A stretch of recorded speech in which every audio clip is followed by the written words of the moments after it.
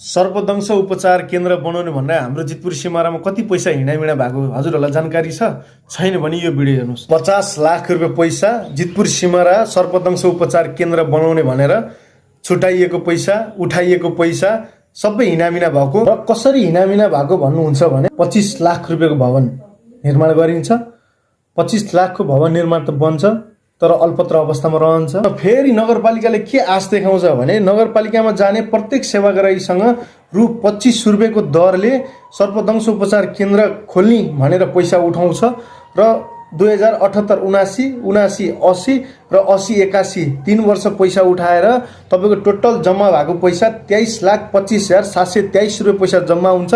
तर त्यो पैसा निस्वार्थ यो नगरपालिकाभित्र बस्ने र नगरपालिकाबाट सेवा लिने सेवाग्राहीहरूले निस्वार्थ हिसाबले दिएको पैसा त्यो पनि हिनामिना हुन्छ।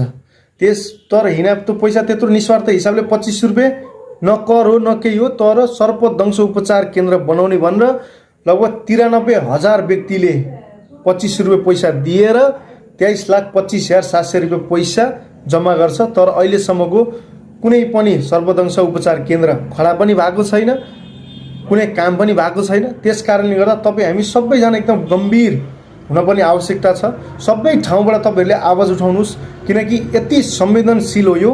यहाँका जनप्रतिनिधिज्यूहरूले सबैले खेलाची गरेका छन्। संघीय सांसदज्यूहरूले पनि एकदम ध्यान दिनुपर्छ किनकि सरकार छ तपाईँहरूको। त्यस कारणले गर्दा यहाँका प्रदेश सांसद, मेयर, उपमेयर सबैजनालाई एकदम गम्भीर रूपमा सोचिदिनु होला। धन्यवाद।